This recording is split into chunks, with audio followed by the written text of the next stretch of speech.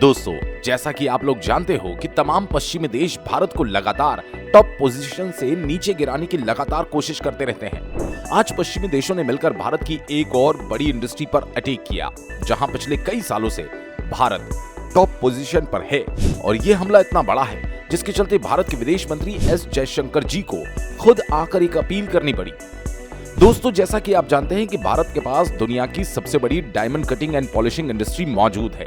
भारत के पास दुनिया के लगभग 90% रफ डायमंड्स आते हैं, जिनको भारत कटिंग एंड पॉलिश करके दुनिया भर में एक्सपोर्ट करता है। और भारत को इसी पोजीशन से नीचे गिराने की कोशिश इन पश्चिमी देशों द्वारा लगातार की जा रही है।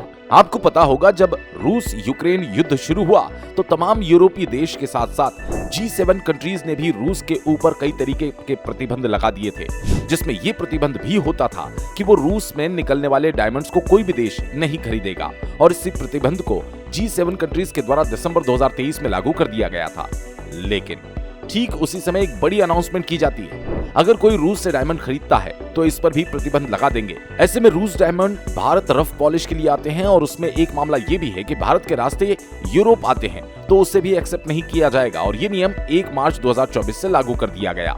और इसी इंडस्ट्री को बचाने के लिए विदेश मंत्री एस जयशंकर जी ने अपील की कि अगर इस तरीके से यूरोपीय देश फैसले बदलते रहेंगे तो भारत को बड़ा नुकसान हो सकता है। और जब से ये नियम लागू हुआ, भारत को नुकसान भी होना शुरू हो चुके हैं। और सही समय पर आकर G7 कंट्रीज और यूरोपीय देश अपने इस फैसले को नहीं बदलते हैं तो भारत को लंबे समय तक बड़े नुकसान उठाने पड़ सकते हैं। लेकिन पिक्चर अभी पूरी तरीके से खत्म नहीं हुई, क्योंकि यहाँ पर हम आपको उन देशों का दोगलापन बताने वाले हैं।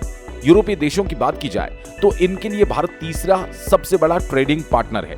भारत हर साल यूरोपीय देशों को करीब 7.68 बिलियन US$ के गुड्स एक्सपोर्ट करता है। और ये देश जो भारत के खिलाफ बोल रहे हैं कि भारत से आने वाले डायमंड्स को इंपोर्ट नहीं करेंगे, ऐसे में भारत को भी फैसला लेना चाहिए कि भारत जो तमाम तरीके की खाने पीने की चीजें इन देशों को एक्सपोर्ट करता है, वो भी भारत को बंद कर देना चाहिए।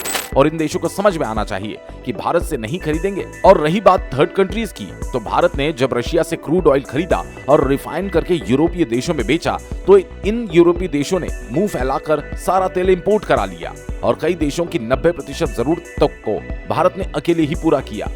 वो बात अलग है कि भारत को इससे फायदा हुआ, लेकिन इन देशों की जो पॉलिसी है, हम तीसरे देश से आने वाले प्रोडक्ट्स को इंपोर्ट नहीं करेंगे, तो यहाँ पर भी भारत रशिया से आने वाले क्रूड ऑयल को एक्सपोर्ट कर रहा है। तब इन देशों ने कोई भी सवाल नहीं उठाया। लेकिन अब जब भारत वर्ल्ड की डायमंड इंडस्ट्री में टॉप पर है, तो किसी न किसी बहाने से नीचे गिराने की कोशिश में लगे हैं। आपको क्या लगता है, तीसरे देश का ये फैसला यूरोपीय देशों ने जानबूझकर किया है या फिर नहीं? कमेंट में अपनी राय जरूर बताएं और कमेंट में जय हिंद जय भारत जरूर लिखें।